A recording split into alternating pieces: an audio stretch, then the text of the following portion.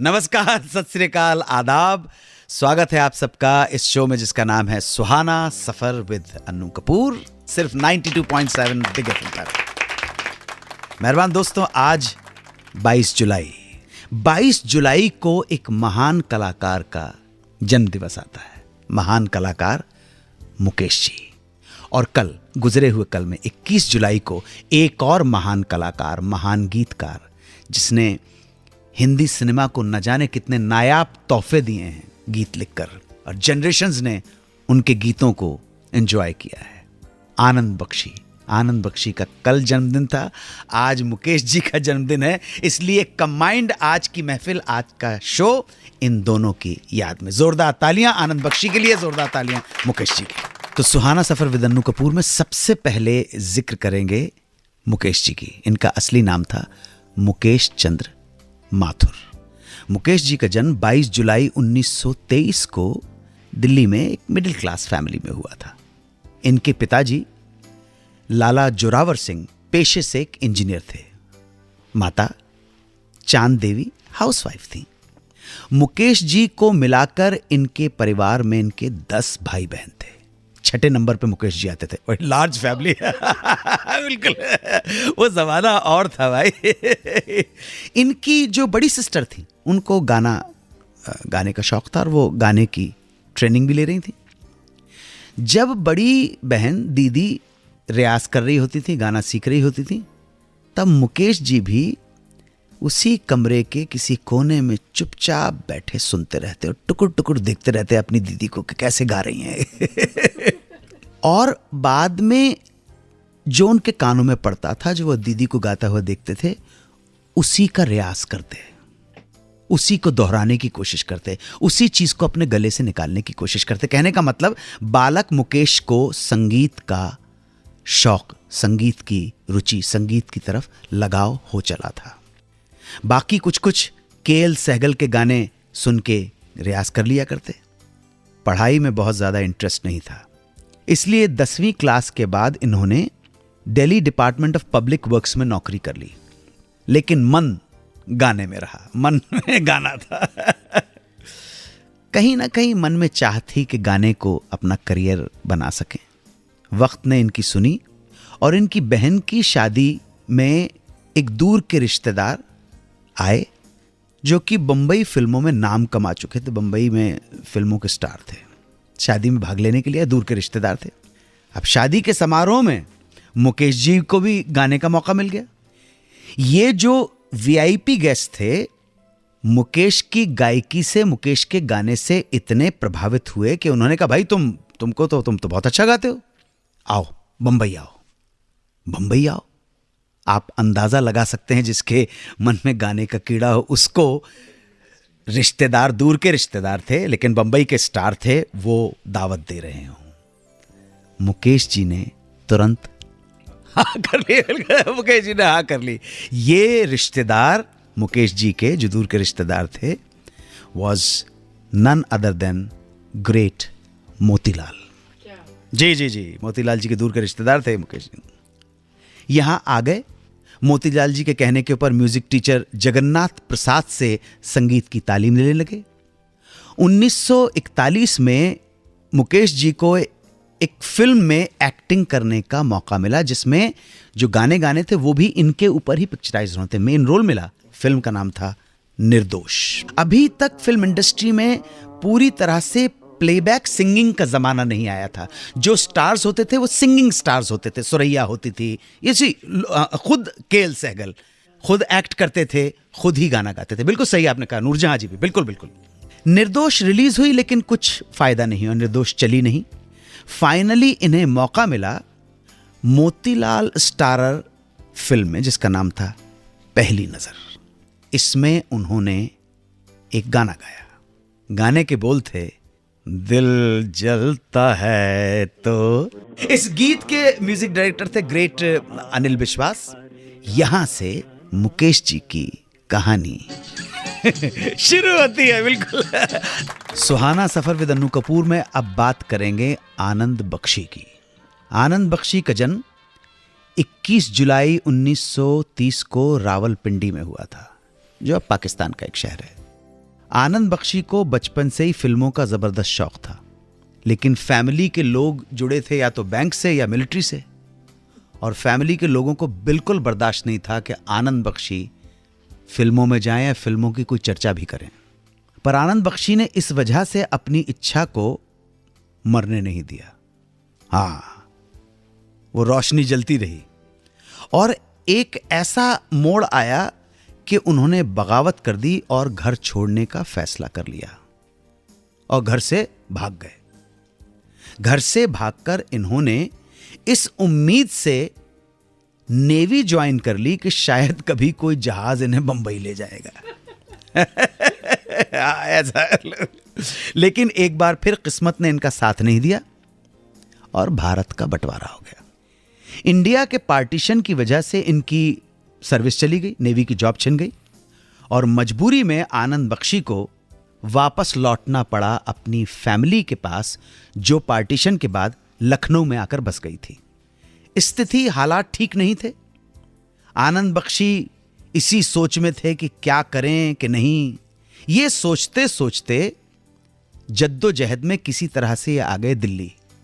यहां आकर इन्होंने एक गैराज में कार मैकेनिक का काम शुरू कर दिया और यहीं पर दुआओं में लगे रहे कि किसी तरह से ये फिल्मी जो ख्वाब, बिल्कुल सही है, ये फिल्मी ख्वाब पूरा हो जाए और किसी तरह से ये कुछ भी कर कुरा के पहुंच जाए बम्बई। मतलब तब से लेकर अब तक लोग मुंबई, तब तो बम्बई था, इतना अट्रैक्शन, इसे जादू नगरी कहा जाता है। ऊपर वाले ने इनकी सुन ली और 1958 में ये बम्बई आ गए। यहां पर इत्तफाकन इनकी मुलाकात हो गई भगवान मास्टर से। मास्टर भगवान जो थे, जो उस वक्त एक फिल्म बना रहे थे, फिल्म का नाम था भला आदमी। मास्टर भगवान ने अपनी फिल्म के लिए आनंद बख्शी को एज ए लिरिसिस्ट साइन कर लिया, पर संघर्ष जारी था। कामयाबी और मंजिल अभी बहुत दूर थी। छोटा मोटा काम मिलने लगा। छोटे मोटे काम करते करते 3-4 साल निकल गए और तब आया एक और पड़ाव। सूरज प्रकाश की फिल्म मिली उन्हें।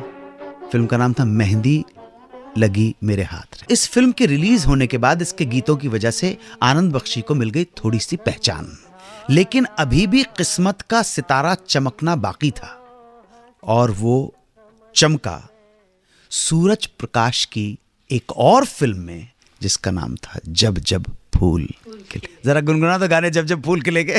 परदेसियों से ना अखियां मिलाना, परदेसियों से ना अखियां मिलाना, एक था गुल और एक थी बुलबुल, दोनों चमन में रहते थे। ये समा है ये प्यार का, किसी के इंतजार का, दिल ना चुरा ले कहीं मेरा मौसम बहार का। ये फिल्म हुई सुपरहिट और इसके गीतों के साथ आनंद बख्शी फिल्म इंडस्ट्री पे छा गए। आज हम बर्थडे सेलिब्रेट कर रहे हैं गीतकार आनंद बख्शी का और कलाकार मुकेश का, और हमें ये मौका दिया है 92.7 बिग एफएम ने। मुकेश कैसे फिल्मों में आए ये तो हम जान गए, उनको कौन फिल्मों तक लाया, उनका पहला गीत कौन सा था ये भी हम सब जानते हैं। वो गीत था दिल जलता है तो जलने दे। इस गीत की रिकॉर्डिंग के बाद मुकेश जी की खुशी रह गई आधी। ऐसा क्या हो गया भाई? ऐसा जी मैं बता रहा हूं, जब उन्हें पता चला कि ये गीत रिकॉर्ड कर लिया है लेकिन गीत फिल्म में नहीं रखा जाएगा, हाँ, मुकेश जी फौरन फिल्म के प्रोड्यूसर मजहर खान के पास गए और उनसे पूछा कि साहब वो ऐसा क्यों कर रहे हैं। मजहर साहब ने कहा कि बात कुछ यूं है कि मोतीलाल की फिल्मों में जो इमेज है वो इतनी सीरियस नहीं है जितनी इस गाने में सुनाई पड़ती है, इसलिए ये गाना उनके साथ बिल्कुल नहीं जाता। मुकेश जी ने उनसे कहा आप ऐसा मत कीजिए, हमने और अनिल दा ने बड़े ही मन से गीत बनाया है, मेरा करियर बनने से पहले ही खत्म हो जाएगा। पर मजहर खान साहब अड़े रहे। उनका मानना था कि इस गीत से पब्लिक बोर हो जाएगी, जिसका असर उनकी फिल्म पर भी पड़ेगा। पर मुकेश जी भी हटी थे, डटे रहे। उनकी दिल से निकली पुकारों और गुहारों और काफ़ी जद्दोजहद मनुहार के बाद मजहर खान इस शर्त पे इस गाने को फिल्म में रखने के लिए राज़ी हो गए कि वो इसे 1 हफ्ते के लिए फिल्म में रखेंगे, और अगर पब्लिक को पसंद आ गया तो ठीक, वरना चल धन्नो बाहर इस फिल्म से निकाल देंगे गीत को। भाई कमाल की बात है। अब जैसे कहते हैं ना, एक एक पल एक एक साल के जैसा लगता। दिन गुजरे, हफ्ते गुजरे, महीने गुजरे, आखिर फिल्म की रिलीज का वक्त आ गया। फिल्म रिलीज हुई और ये गाना, जिस गाने को मजहर खान साहब द प्रोड्यूसर नहीं रखना चाहते थे, वही गाना फिल्म की जान बन गया। मुझे मालूम नहीं आपको मजहर खान याद हैं कि नहीं हैं, लेकिन आज भी हमारे देश के करोड़ों लोगों को मुकेश जी का गाया हुआ ये गीत जरूर याद है। आनंद बख्शी को गाने का भी बहुत शौक था, पर उन्होंने इसको जग जाहिर नहीं किया। अपनी इस ख्वाहिश को कि मैं गाना गाना चाहता हूँ, गाना गाने का एक इसी वो है, इस बात को दबा लिया। लेकिन आनंद बख्शी ने जिन जिन म्यूज़िक डायरेक्टर्स के साथ काम किया था, उन सारे म्यूज़िक डायरेक्टर्स को आनंद बख्शी के इस टैलेंट के बारे में बहुत अच्छी तरह से पता था। राहुल देव बर्मन हो, लक्ष्मीकांत प्यारेलाल हो, आनंद बख्शी, सबको मालूम था, कल्याण जी आनंद जी हो, सबको मालूम था कि बख्शी साहब के अंदर सुर छुपा हुआ है गले में। सबसे पहले एलपी ने उन्हें एज ए सिंगर ब्रेक दिया। फिल्म का नाम था मोम की गुड़िया। गीत लिखा था आनंद बख्शी ने, composed by Laxmikant Pyarelal and singer Anand Bakshi. बता सकते हैं गीत कौन सा था आप? Any idea? No. Any idea? मोम की बागों में बहार आई, रुत बेकरार आई, आजा आजा आजा मेरी रानी। ये गीत सोलो गीत नहीं था, डुएट था। और डुएट उनको किनके साथ गाने का मौका मिला था? None other than great Lata Mangeshkar. So opening की शुरुआत ही जो हुई वो ग्रेट लोगों के साथ हुई। लोगों को ये गीत, आनंद बख्शी का अंदाज, गले का चलन लोगों को पसंद आया। बागों में बहार आई, रुत बेकरार आई, इस गाने के बाद आरडी ने उनसे एक गाना गवाया। फिल्म थी ऑल टाइम सुपरहिट शोले। लेकिन आप सोचेंगे शोले में किसी वजह से ये गाना इंक्लूड नहीं किया गया। जी, गाने के बोल थे, चांद सा कोई चेहरा न पहलू में हो। ये गाना आर डी बर्मन ने रिकॉर्ड किया था, आनंद बख्शी ने गाया था। बिल्कुल रिकॉर्डिंग हुई थी, पूरा गाना रिकॉर्डिंग है। और ये बड़े एलपी जो बना था उस जमाने में, उसके अंदर ये गाना है शामिल भी, लेकिन फिल्म में नहीं रखा गया। इसके बाद जो गाना लोगों के बीच में काफी पॉपुलर हुआ, काफी लोगों ने मकबूल किया, वो गाना था फिल्म चरस का। दिल इंसान का एक तराजू, इस तरह का गाना है ना। वो एडलिब जो गाया था ना, वो बख्शी साहब का गाना था। और उसके बाद लता मंगेशकर की आवाज शुरू होती है। देखो, एज ए सिंगर उनका अरमान पूरा हो गया, जो भी आवाज थी उनकी। बख्शी साहब की सबसे बड़ी खूबी ये थी कि वो किसी भी सिचुएशन के ऊपर बहुत आसानी से गीत लिख देते थे, बहुत अच्छी तरह से गीत लिख देते थे, बड़े सहज सरलता के साथ गीत लिख लेते थे।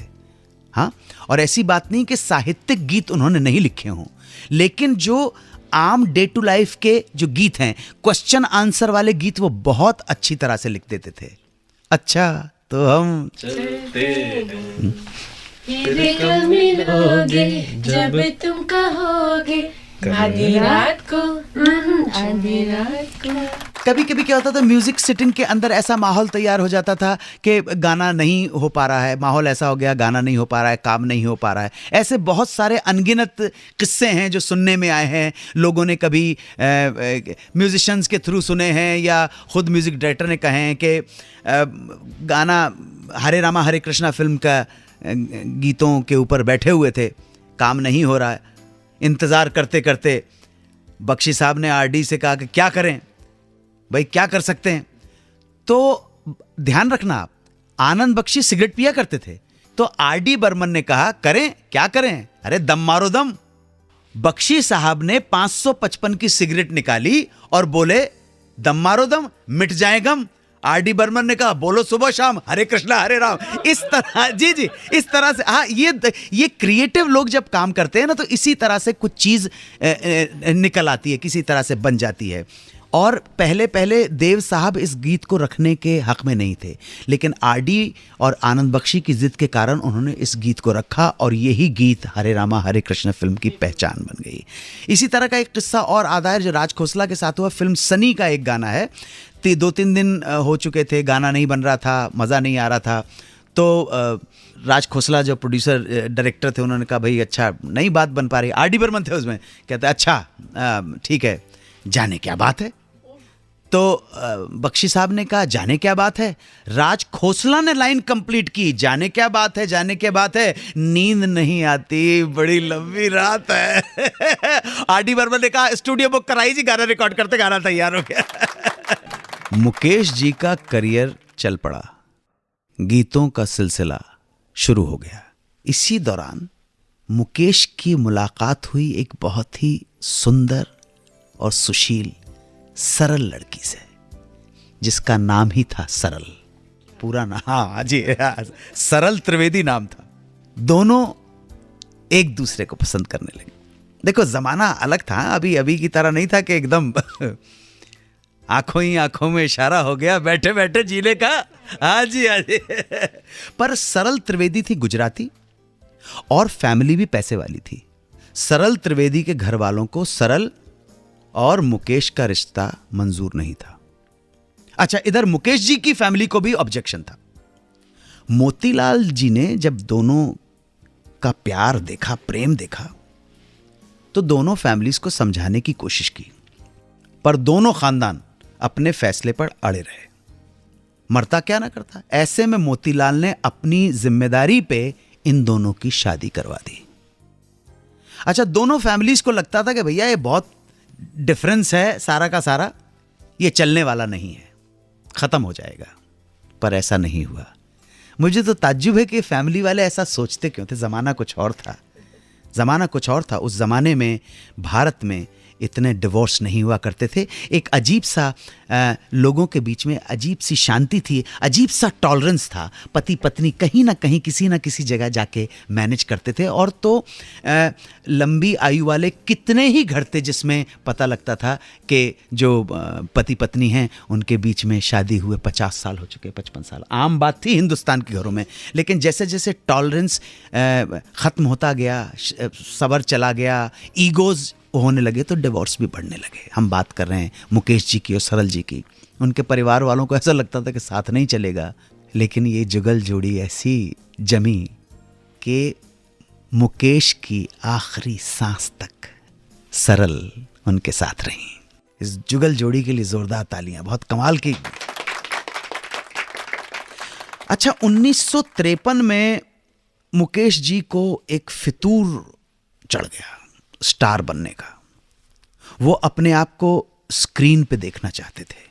इसलिए जब उन्हें उस वक्त एक फिल्म का ऑफर आया तो उन्होंने गाने की कॉस्ट पर फिल्म साइन कर ली। गाने की कॉस्ट पर मतलब कि गाना नहीं गाया जी, फिल्म इंपॉर्टेंट है। बल्कि एक फिल्म तो वो खुद प्रोड्यूस कर रहे थे। इस दौरान मुकेश पे किसी और के लिए गाना गाने की मनाही थी। इसलिए उन्होंने राज कपूर की फिल्म श्री 420 में सिर्फ 2 गाने रिकॉर्ड किए और रिकॉर्ड करने के बाद बाकी गाने रिकॉर्ड करने से मना कर दिया।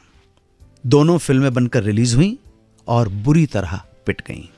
मुकेश जी न सफल हीरो बन पाए और सफल गायक बनने के रास्ते पर उन्होंने खुद ही खड्डे खोद दिए। अब उन्हें सिंगिंग में भी काम मिलना बंद सा हो गया था, क्योंकि लोगों को डर था कि फिल्म बनेगी तो ये फिर गाना छोड़ के चला जाएगा। ऐसे में भी उनके लिए एक दरवाजा खुला हुआ था। नाराजगी के बावजूद उनके दोस्त आर के बैनर का द्वार। आर के बैनर ने दिल खोलकर इनका स्वागत किया। इसके बाद मुकेश ने कभी भी फिल्मों में एज ए हीरो किस्मत आजमाने की कोशिश नहीं की और पूरी तरह अपने गायकी पे ध्यान दिया और भारत के सबसे सफल गायकों में अपना नाम दर्ज करवाया। शंकर जयकिशन, राज कपूर और मुकेश के गीत जब जब आए तब तब सबको मालूम होता था कि कोई कमाल का गीत होने वाला है। आवारा हूं, आवारा हूँ, मेरा जूता है जापानी, दम भर जो उधर मुंह फेरे, सब कुछ सीखा हमने न सीखी होशियारी, किसी की मुस्कुराहटों हो निसार किसी कदर, जाने कहाँ गए वो दिन। आप गिनते जाइए, मैं बोलता जाऊंगा। मुकेश को फिल्म फेयर में बेस्ट सिंगर के 4 अवार्ड्स हासिल हुए। सबसे पहला अवार्ड फिल्म अनाड़ी टाइटल सॉन्ग, अभी जो आप गुनगुना सब कुछ सीखा हमने, न सीखी होशियारी। देखिए कितना खूबसूरत गीत लिखा है शैलेंद्र ने। दिल पे मरने वाले मरेंगे भिखारी, सच है दुनिया वालों, इसके लिए उन्हें पहला फिल्म फेयर अवार्ड मिला था। अगले 2 अवार्ड उन्हें मिले उन गीतों पर जो मनोज कुमार के ऊपर पिक्चराइज थे। पहली फिल्म पहचान का गीत, फिल्म पहचान के गीत के लिए, और दूसरा फिल्म बेईमान के गीत के लिए, जय बोलो बेईमान की। ना इज्जत की चिंता ना फिक्र कोई अपमान की, जय बोलो बेईमान की जय। मुकेश को उनका चौथा और आखिरी फिल्म फेयर अवार्ड मिला मौत से कुछ दिन पहले। फिल्म थी कभी कभी, कभी कभी का टाइटल सॉन्ग। वैसे इन 4 अवार्ड्स के अलावा मुकेश जी को 11 और गीतों के लिए भी नॉमिनेशन किया गया था। इसी दौरान फिल्म रजनीगंधा के गीत कई बार यूं भी देखा है, ये जो मन की सीमा रेखा, इस गीत के लिए मुकेश जी को बेस्ट सिंगर के राष्ट्रीय पुरस्कार से भी नवाजा गया। अब बात आनंद बख्शी को मिले अवार्ड्स की। आनंद बख्शी को भी उनके गीतों के लिए 4 बार फिल्म फेयर अवार्ड से सम्मानित किया गया, लेकिन आनंद बख्शी को पहले अवार्ड के लिए वेट करना पड़ा तकरीबन 20 साल। 20 साल के बाद बख्शी को पहला फिल्म फेयर मिला 1979 की फिल्म अपनापन के गीत के लिए। 1979 की इस फिल्म के लिए पहला फिल्म फेयर अवार्ड मिला। दूसरा मिला एक दूजे के गीत के लिए, वो जो गाना है तेरे मेरे बीच में। तीसरा फिल्म 1996 की दिलवाले दुल्हनिया ले जाएंगे, तुझे देखा तो ये जाना सनम। और आखिरी अवार्ड मिला फिल्म ताल के गीत इश्क बिना क्या जीना यारों के लिए। दोस्तों, आपको जान के ताज्जुब होगा कि आनंद बख्शी को अपने 40 साल के करियर में 40 गानों के लिए नॉमिनेट किया गया, यानी तकरीबन हर साल ये सबसे ज़्यादा नॉमिनेशन का रिकॉर्ड आज भी इनके ही नाम है। बख्शी साहब की ये खूबी रही कि उन्होंने अपने करियर में एक ही खानदान की 2 पीढ़ियों के साथ काम किया। संगीतकारों में रोशन साहब के साथ काम किया तो उनके बेटे राजेश रोशन के साथ, एस.टी. बर्मन उनके बेटे आर.डी. बर्मन के साथ, कल्याण जी आनंद जी कल्याण जी के बेटे विजू शाह के साथ, हीरोज में धर्मेंद्र के साथ, तो सनी देओल के ऊपर भी पिक्चराइज गीत उनके ऊपर हैं, पहली फिल्म में लिखे थे। सुनील दत्त, संजय दत्त, राजेंद्र कुमार, कुमार गौरव, हीरोइंस में बबीता, उनकी बेटी करिश्मा और करीना, तनुजा और उनकी बेटी काजल, प्रोड्यूसर में यश चोपड़ा, उनके बेटे आदित्य चोपड़ा, गुलशन राय, राजीव राय, मनमोहन देसाई, केतन देसाई। आनंद बख्शी की सबसे बड़ी खूबी यह रही कि जब 30 मार्च 2002 को उनकी डेथ हुई तो ये अपने करियर की पीक पर थे। सारे बड़े बड़े बैनर्स, प्रोड्यूसर्स, डायरेक्टर्स, हीरोज सब इनसे काम करवा रहे थे। वैसे मुकेश जी ने भी जब दुनिया को अलविदा कहा तो वो भी अपने करियर के पीक पर थे। उन्हें लास्ट ईयर ही बेस्ट सिंगर का अवार्ड मिला था। एक विदेश दौरे पर दिल का दौरा पड़ने से 27 अगस्त 1976 को डिट्रॉइट में मुकेश जी का निधन हो गया। इनकी मुंहबोली बहन और स्वर साम्राज्ञी लता मंगेशकर जब इनका शव लेकर इंडिया आई तो लोगों के सब्र का बांध टूट गया। पूरा देश शोक में डूबा हुआ था। राज कपूर का एक स्टेटमेंट मुझे अभी भी याद है। मुकेश की अकस्मात निधन पर राज कपूर ने कहा था, जब बॉडी वापस आई तो राज कपूर रोते हुए बोले, मैंने अपने दोस्त को अमेरिका एक पैसेंजर के रूप में भेजा था, आज ये लगेज बन के आया है। ये दोनों महान कलाकारों को श्रद्धा सुमन अर्पित किए हमने इस शो में जिसका नाम है सुहाना सफर विद अन्नू कपूर, सिर्फ 92.7 बिग एफएम पर।